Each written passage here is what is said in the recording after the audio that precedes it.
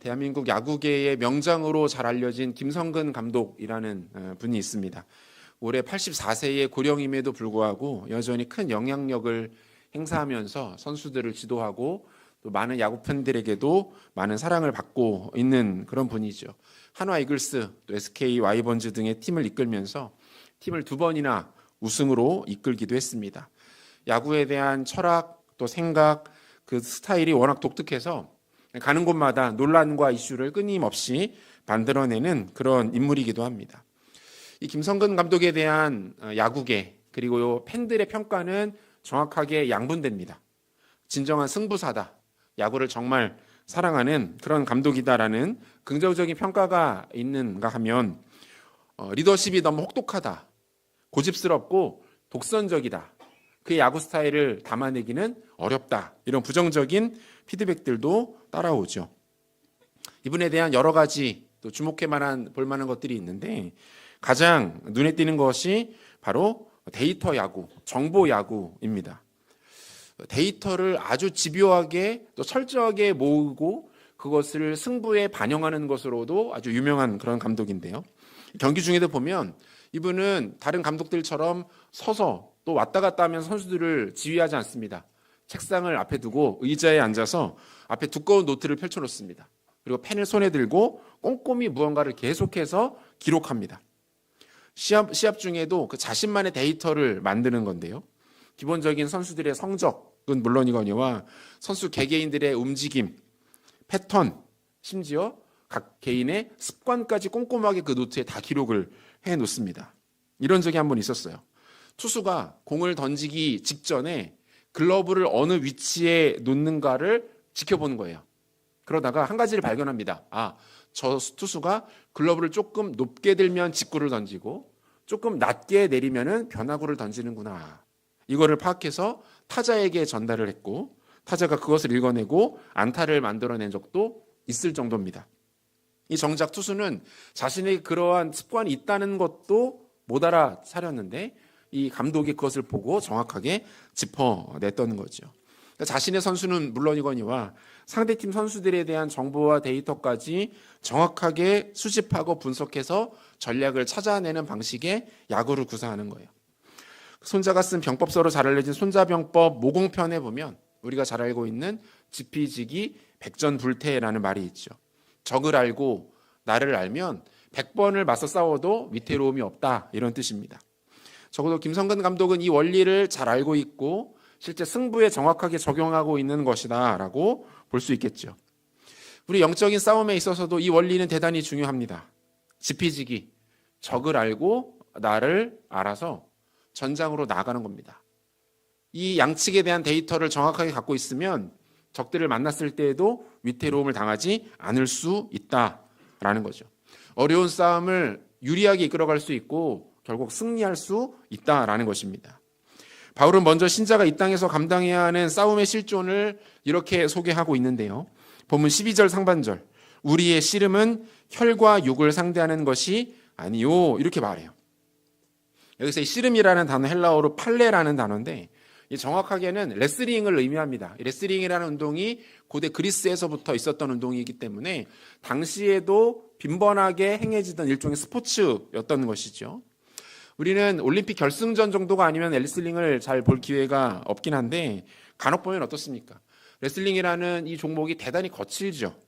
모든 격투 종목 중에서도 아마 신체를 가장 많이 격하게 부딪히고 서로 뒹구르는 운동이 바로 레슬링입니다. 제가 다녔던 중학교에 레슬링부가 있었어요. 그래서 제가 아직도 기억을 합니다. 레슬링부 이 친구들은 늘 얼굴에 이렇게 멍이 들어있거나 얼굴이 부어있거나 귀가 이렇게 말려 있는 것을 볼 수가 있었어요. 그래서 그 친구들 얼굴을 잘 쳐다보지 못했습니다. 무서워서. 뭐 부탁하면 막 다 알려주고 그랬던 기억이 있어요. 군인들이 전쟁 중에 사용하는 전술 중에 백병전이라는 것이 있습니다. 화기가 무의미할 정도로 적들과의 거리가 가까워지면 어떻게 합니까? 총을 집어들고 칼을 꺼냅니다. 그리고 사용할 수 있는 모든 무기와 온몸을 사용해서 적을 제압하는 거죠.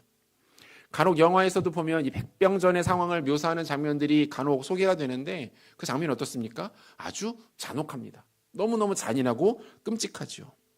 여러분, 이것이 오늘 본문이 신자들이 감당해야 하는 싸움의 모습으로 소개하고 있는 거예요. 판례, 씨름이에요.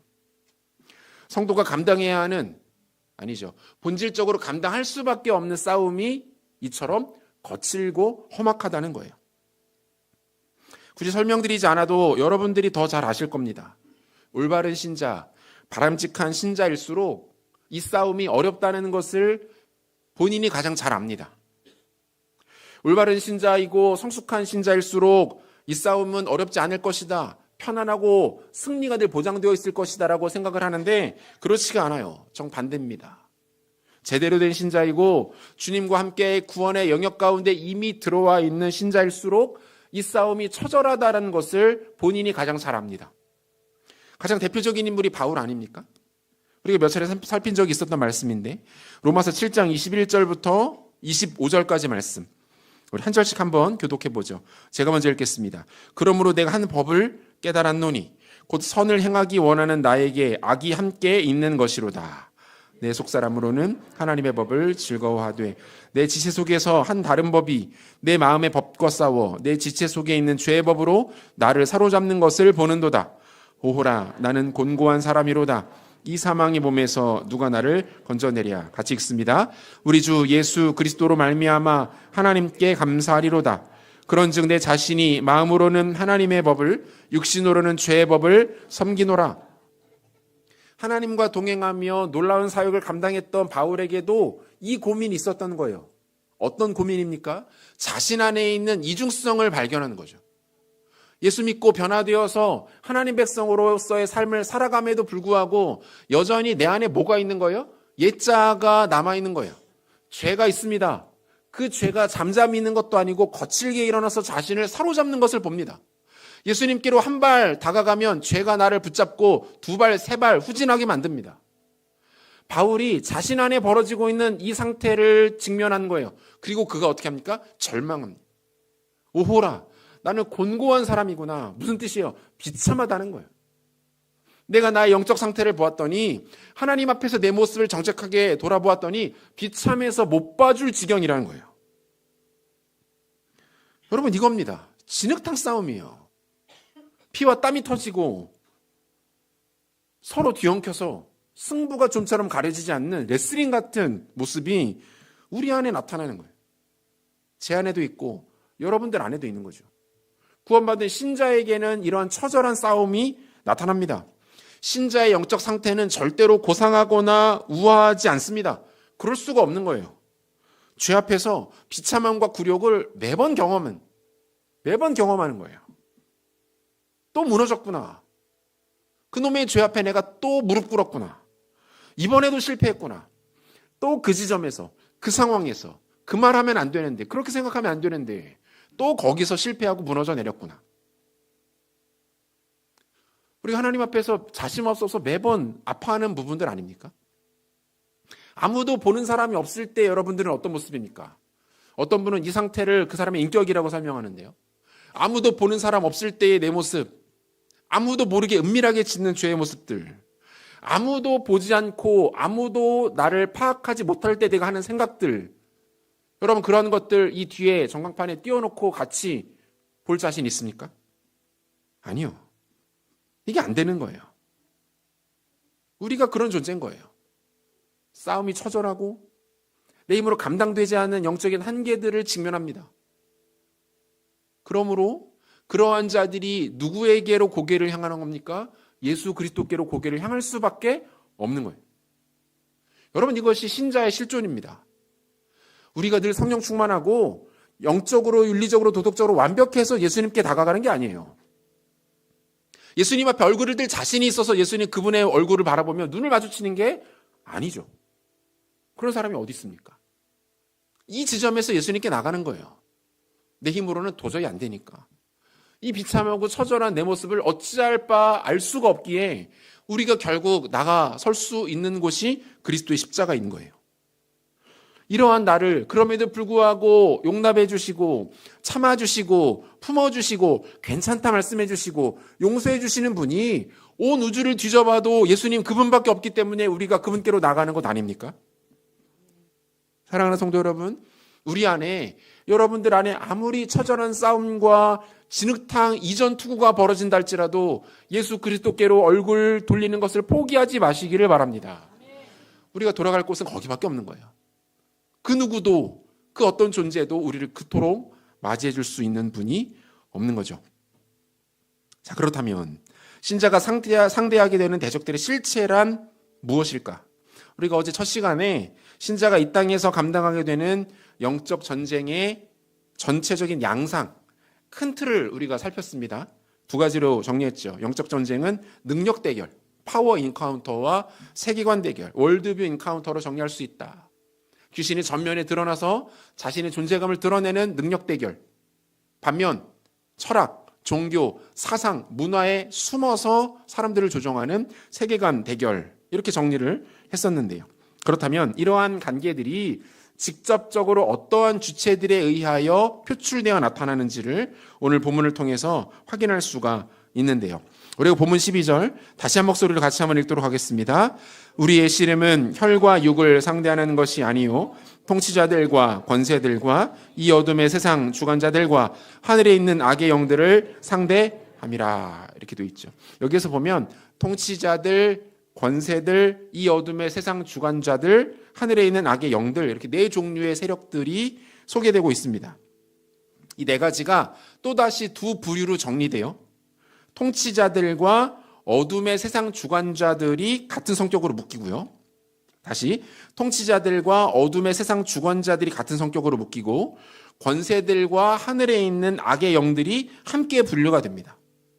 자, 먼저 이 통치자들과 어둠의 세상 주관자들은 어떤 자들을 의미하는가? 이 사람들은 세속의 정치 권력을 의미합니다.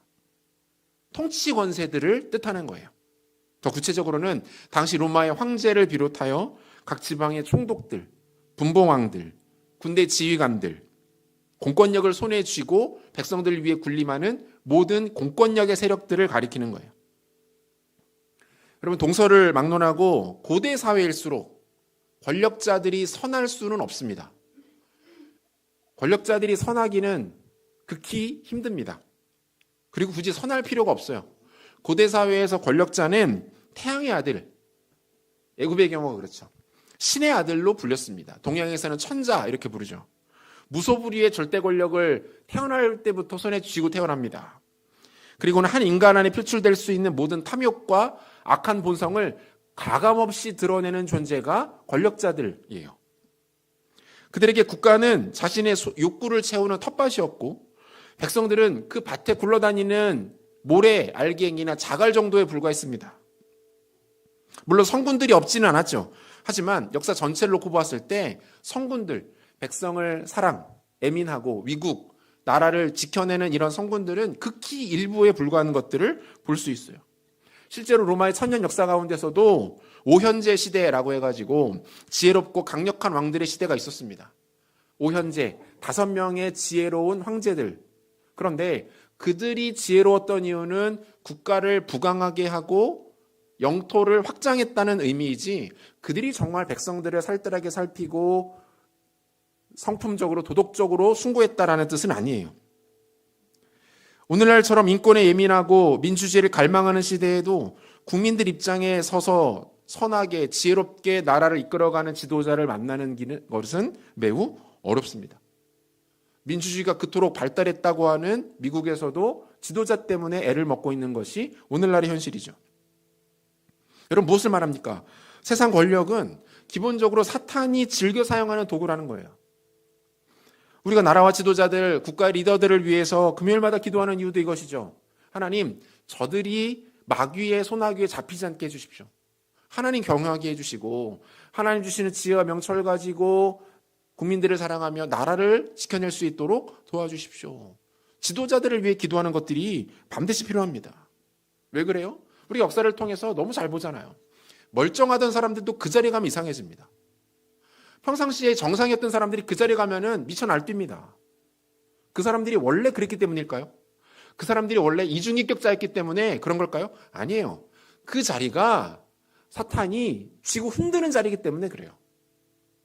사탄의 소나귀에 잘 잡혀서 사탄이 자신의 뜻을 펼치는 자리가 그 자리이기 때문에 그렇습니다. 마귀가 즐겨 사용하는 도구가 바로 권력자들이라는 거죠. 그 다음으로 권세들과 하늘에 있는 악한 영들이 소개됩니다. 이것은 무엇을 말합니까? 여러 방식으로 인간의 생각, 의지, 마음과 감정들을 장악하는 악의 세력들, 사탄의 수하, 사탄의 부하들인 귀신을 직접적으로 표현한다고 볼 수 있습니다. 오늘 본문에서도 우리가 확인할 수 있지만 성경은 귀신에게 힘과 권세가 있다고 말해요. 에베소서 2장 2절인데요. 우리 같이 한 목소리로 읽겠습니다. 그때 너희는 그 가운데서 행하여 이 세상 풍조를 따르고 공중의 권세 잡은 자를 따랐으니 곧 지금 불순종의 아들들 가운데서 역사하는 영이라. 여러분, 유대인들의 사고에서 공중, 땅과 하늘의 중간이죠. 이 공중의 영역은 악한 영들이 지배하는 공간이었습니다. 땅은 인간의 세상, 하늘은 하나님의 영역, 공중은 그 가운데 하늘에서 쫓겨난 타락한 천사들이 지배하는 영역을 유대인들의 공중으로 보았어요. 이 영역의 권세, 여기서 말하는 권세라는 단어가 헬라어로 엑수시아라는 단어인데 이 절대적인 영향력과 지배력을 의미하는 겁니다. 그러니까 하나님을 대신하여 스스로 높아진, 그래야 하나님께 버림받은 타락한 천사들의 무리, 사탄이죠. 그 사탄의 힘이 실제로 공중 가운데 강력하다라는 것을 성경도 설명하고 있어요. 예수님께서 공생애 시작하시기 전에 마귀에게 이끌려서 시험을 받으십니다. 이때 마귀가 예수님을 시험하는 스케일을 쭉 보면 엄청나요. 마지막 시험이 뭐였습니까? 마귀가 예수님을 높은 산으로 데리고 갑니다. 천하만국과 영광을 예수님 앞에 펼쳐 보여줍니다. 그리고 뭐라고 말합니까? 나에게 엎드려 경배하면 이 모든 것을 주겠다. 여러분, 이것은 마귀의 허풍이 아닙니다. 실제로 그 영역은 마귀의 거예요. 공중권세를 잡았기 때문이죠. 천하의 만국과 세속적 영광의 주권자는 마귀입니다. 그거 자기가 손에 쥐고 예수님께 감히 주겠다 말겠다 하고 있는 거예요. 실제로 그에게는 그 정도의 힘과 능력과 영향력이 있다는 거죠. 여러분, 마귀는 강력합니다. 주변에서도 보세요. 귀신의 영에 붙들린 무속인들이 실제로 신비한 기적들을 행합니다. 그 사람들도 병 고칩니다. 기적을 행합니다. 초인적인 힘을 드러내죠. 귀신의 능력을 빌려서 그런 일들을 나타냅니다. 한 사람, 또 한 가정의 과거를 맞추기도 합니다. 어떤 것들은 미리 예측해내기도 해요. 여러분, 실제로 귀신들에게 그런 힘이 있다는 거예요. 여러분, 이단들은 어떻습니까? 말도 안 되는 교리, 누가 봐도 멀쩡한 동네 옆집 할아버지인데 그 사람 갖다 놓고 하나님이라고 우기는데 다 믿잖아요. 여러분, 실제로 대한민국에 활동하시는 예수님만 30분이 넘는답니다. 다윗도 있대요. 엘리야도 살아 움직인답니다. 어디에선가. 이런 것들을 실제로 믿고 거기에 자신의 인생과 전 재산과 자녀들의 인생까지 갖다 바치는 사람들이 수만입니다. 이게 왜 가능합니까? 귀신의 역사죠. 그 정도의 능력이 실제로 그에게 있는 거예요. 좀 더 범위를 좁혀서 현실적으로 한번 생각해 볼까요? 이 악한 영들의 간계와 공격이 오늘 우리 가운데는 어떻게 직접적으로 나타나니까? 가장 직접적인, 그래서 우리가 체감할 수 있는 악한 영들의 공격은 무엇입니까? 다시 한번 본문 12절 상반절을 보시면 우리의 씨름은 혈과 육을 상대하는 것이 아니요, 이렇게 말합니다. 여러분, 바울이 영적 전쟁에 대하여 설명하기 전에 이 말을 굳이 왜 할까요? 우리의 씨름은 혈과 육을 상대하는 것이 아닙니다. 이 말을 왜 할까요? 범위를 정해주고 있는 거예요. 싸움의 전장을 설정해주고 있는 겁니다. 한마디로 눈앞에 보이는 사람하고 싸우는 것은 우리가 감당해야 할 싸움이 아니라는 거예요. 엉뚱한 싸움하지 말라는 거예요. 허공에 대고 화살 쏘지 말라는 거예요. 여러분, 사람은 우리의 싸움의 대상이 아닙니다. 기억하셔야 돼요.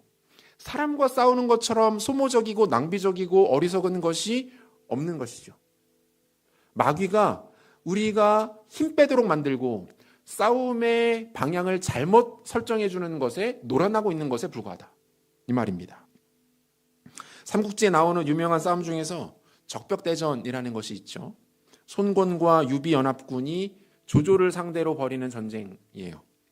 손권과 유비연합군이 압도적인 병력의 우위를 점하고 있던 조조군과 싸우기 위해서 반드시 필요했던 게 뭐냐면 화살이었어요.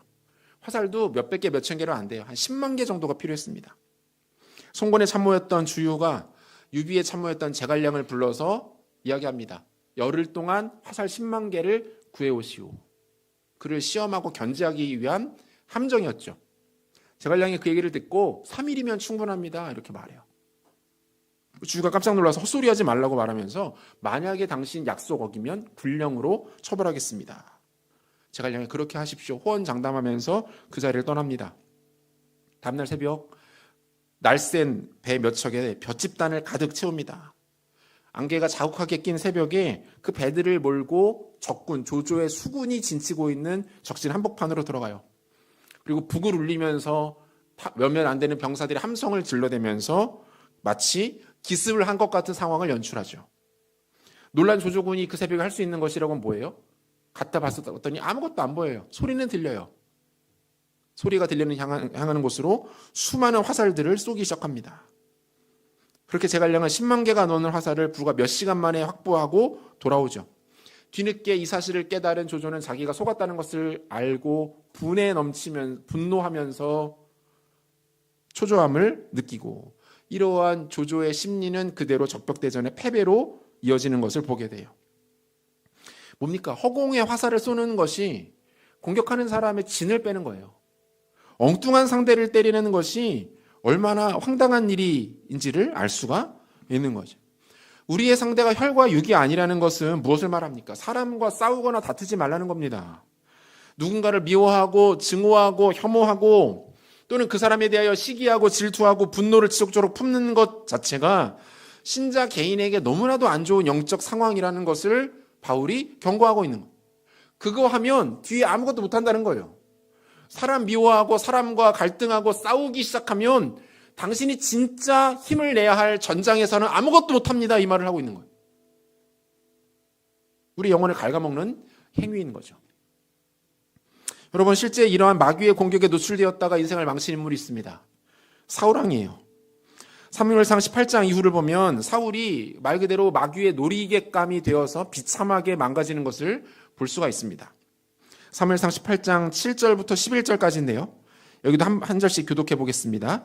여인들이 뛰놀며 노래하여 이르되 사울이 죽인 자는 천천히요 다윗은 만만히로다 한지라. 사울이 그 말에 불쾌하여 심히 노하여 이르되 다윗에게는 만만을 돌리고 내게는 천천만 돌리니 그가 더 얻을 것이 나라 말고 무엇이냐고. 그날 후로 사울이 다윗을 주목하였더라. 그 이튿날 하나님께서 부르시는 악령이 사울에게 힘있게 내림에 그가 집안에서 정신없이 떠들어 대므로 다윗이 평일과 같이 손으로 수금을 타는데 그때 사울의 손에 창이 있는지라. 같이요. 그가 스스로 이르기를 내가 다윗을 벽에 박으리라 하고 사울이 그 창을 던졌으나 다윗이 그의 앞에서 2번 피하였더라. 물론 본문에 등장하는 사울과 신자인 우리들의 상태를 동일시하는 것은 무리가 있습니다. 하지만 우리는 이 장면에서 마귀의 전략이 무엇인지를 너무나도 잘 알 수 있죠. 마귀는 우리 마음에 시기와 질투의 마음을 끊임없이 주입합니다. 증오와 혐오를 만들어내죠. 한 공동체 안에 있는 형제, 자매, 지체를 적으로 설정합니다. 사랑하고 품어야 될 그 대상을 나와 원수인 상대처럼 대하기 시작합니다. 물론 그러한 감정들 자체가 마귀의 역사라고 볼 수는 없습니다. 누구나 그런 감정을 만떡들이게 되죠. 우리 안에 들어오는 마음과 생각들, 그 분노, 억울함, 그 미움, 그걸 어떻게 다 일일이 막아낼 수가 있습니까? 하지만 그 마음들, 우리 안에 들어온 그 마음들을 어떻게 다루어내느냐는 또 다른 차원의 문제라는 거예요. 종교개혁가로 잘 알려진 마틴 루터가 했다는 유명한 말이 있죠. 새가 당신의 머리 위로 날아가는 것을 막을 수는 없지만 당신의 머리 위에 둥지를 트는 것은 막을 수 있다. 감정이 우리 머리 위로 날아다닙니다. 그걸 어떻게 막겠어요? 그런데 그 부정적이고 악하고 증오하고 혐오하며 시기 질투하는 그 마음, 누군가를 향한 부정적 마음들이 우리 머리 위에 둥지를 트는 것을 막아야 한다는 거예요. 그것은 마귀가 기뻐하는 일이라는 거예요. 마귀의 수하가 되고 마귀의 노예와 종이 되기 딱 좋은 상태라고 말하고 있는 거예요. 여러분 기억하십시오. 우리 안에 누군가를 원망하고 시기, 질투, 미워하는 마음들이 들어올 때 그 마음들과 맞서 싸우는 것이 영적 전쟁의 핵심인 줄로 믿으시기를 바랍니다. 그 마음 가지고 기도하셔야 돼요. 하나님, 내 힘으로 안 됩니다. 하나님, 솟구쳐 오르는 이 분노를 내 힘으로는 누를 길이 없습니다. 제가 그렇게 고상한 존재가 아니라는 거 주님 잘 아시지 않습니까? 주님께 내어 맡깁니다. 다루어 주십시오. 그 감정들이 식어지게 해주시고, 솟구쳐 오르는 그 미움의 감정들이 제한되게 해주시고, 하나님 은혜를 베풀어 달라고 기도할 수 있어야 돼요. 결국 대안은 하나죠. 본문 13절인데요. 13절 같이 읽겠습니다. 그러므로 하나님의 전신갑주를 취하라. 이는 악한 날에 너희가 능히 대적하고 모든 일을 행한 후에 서기 위함이라. 이처럼 집요하고 간사한 마귀의 감계에 대응하는 길은 결국 하나인데 하나님의 전신갑주를 취하는 것입니다. 11절 우리가 어제 보았던 내용에서는 전신갑주를 입으라 이렇게 되어 있는데 오늘 본문에서는 취하라라는 단어가 사용이 됩니다. 아나라베테라는 헬라어 동사인데 취하라라는 것은 좀 더 적극적인 행위를 의미해요. 이 뜻 자체가 무기를 집어들다, 동맹을 맺다, 또는 쓰러져 있는 부상병을 다시 일으켜 세우다 이런 뜻입니다. 무엇을 말합니까? 전투의 상황에서 조금 더 직접적으로 들어가서 싸우기 위한 여러 다양한 퍼포먼스를 의미하는 거예요. 단순히 전신갑주를 입으라라고 했을 때는 언제든지 적을 만날 수 있는 상태. 하지만 취하라라고 했을 때는 좀 더 적극적이죠. 무기를 집어드는 겁니다. 승리를 위해서 동맹을 맺는 겁니다. 더 큰 승리를 위해서 쓰러졌던 사람들을 일으켜 세워내는 것입니다. 전신갑주를 입는 것이 우리가 어제 살핀 것처럼 그리스도 안에 거하는 포괄적 개념이라면 전신갑주를 취하는 것은 무엇입니까? 성도 개인이 보일 수 있는 더 적극적이고 깊은 방식의 믿음의 행위를 의미하는 거죠. 더 구체적으로 말하면 예수 그리스도의 십자가와 보혈을 의지하는 것인 줄로 믿으시기를 바랍니다. 십자가와 예수의 보혈은 원수에게 치명적입니다. 이것 앞에 귀신은 떠나갑니다. 원수는 맥을 못 추는 거예요. 왜 그렇습니까? 예수의 피로 우리의 죄가 씻긴 바 되었기 때문이고 십자가로 인하여서 예수께서 모든 사명을 완성하실 뿐만 아니라 다시 부활하셨기 때문인 줄로 믿습니다. 마귀는 근본적으로 거짓말하는 존재거든요. 마귀에 대한 정의예요. 거짓말하는 자. 그래서 그는 끊임없이 신자들에게 정죄합니다. 죄를 공략하는 거예요. 이 공격 앞에 떳떳할 수 있는 사람이 없잖아요. 죄를 물고 늘어집니다. 너 그 죄가 해결되지 않았는데 하나님이 널 사랑하시겠어? 네 안에 여전히 그 영역들이 남아있는데 너가 과연 구원받았다라고 말할 수 있겠어? 아니요. 그렇지 않습니다. 이때 우리 입술에 우리의 마음 가운데 어떤 선언이 있어야 합니까? 예수 보혈에 대한 선언이 필요한 거죠. 나는 그렇지만 예수 보혈이 머리끝에서부터 발끝까지 나를 덮었고 그 예수 보혈로 인하여 나는 자유하다라는 선언이 필요합니다. 십자가에서 흘리신 예수의 보혈이 우리의 구원을 완성하신 그분의 공로와 능력과 권세가 우리를 자유케 하였고 우리를 공격하는 모든 마귀의 정죄와 참소가 거짓이라는 것을 선언하기 때문에 신자가 붙들 가장 강력한 권세는 다름 아닌 예수의 보혈입니다. 그분의 십자가인 거예요. 사랑하는 성도 여러분, 마귀가 우리를 정죄해올 때 눈에 보이든 보이지 않든 마귀의 공격들이 우리를 향할 때 반드시 기억하십시오. 예수 보혈을 의지하시기 바랍니다. 예수께서 완성하신 십자가를 굳게 붙드시기를 바랍니다. 그 능력이 우리로 하여금 일어나게 하고 그 권세가 우리로 하여금 승리케 하며 그 하나님의 은혜가 우리로 하여금 이 전장에서의 영적 주도권을 쥐게 할 줄로 믿습니다. 말씀 마무리하려고 하는데요. 기독교 변증가인 C.S. 루이스가 이런 말을 한 적이 있어요. 악마에 대해 생각할 때 우리 인류가 빠지기 쉬운 두 가지 오류가 있습니다. 그 내용은 서로 정반대이지만 심각하기는 마찬가지인 오류들이지요. 하나는 악마의 존재를 믿지 않는 것입니다. 또 다른 하나는 믿되 불건전한 관심을 지나치게 많이 쏟는 것입니다. 간단한 해석이 필요한데 존재를 믿지 않는다라는 건 뭐예요? 믿지 않는다. 무시하는 거죠. 마귀라는 존재에 대해서 많은 사람들이 이렇게 반응합니다. 요즘 세상에 다 미신이야. 과학이 이렇게 발전했는데 아니 위성을 그렇게 많이 쏘아 올리는데 무슨 마귀, 귀신 그런 거 없어. 잘못됐다는 거예요. 불건전한 관심이 지나친 것은 무엇을 말합니까? 그것에 너무 예민한 거. 심지어 그 앞에 벌벌 떠는 거. 모든 것을 악한 영의 역사로 해석하고 과대평가하여 두려워하는 거. 성도에게는 바람직한 모습이 아니다. 신자는 마귀의 존재를 인정하고 경계하되 두려워할 필요는 없습니다. 예수의 보혈이 우리를 이미 덮었기 때문이고 우리의 대전 대신 예수 그리스도께서 십자가에서 이미 승리하셨기 때문에 마귀는 경계하며 상대해야 할 존재이지 두려워할 대상은 아닙니다. 복음이 우리를 승리케 합니다. 보혈의 권세, 십자가의 완성된 승리를 붙잡으시고 우리는 매번 깨지고 쓰러지고 넘어지나 우리가 발 단 한 곳 갈릴리 언덕의 예수 십자가 그것을 바라보시고 승리하시며 그 영광과 은혜를 누리시는 지혜로운 성도님들 되시기를 우리 구주 예수 그리스도 이름으로 축원합니다. 같이 찬양합니다.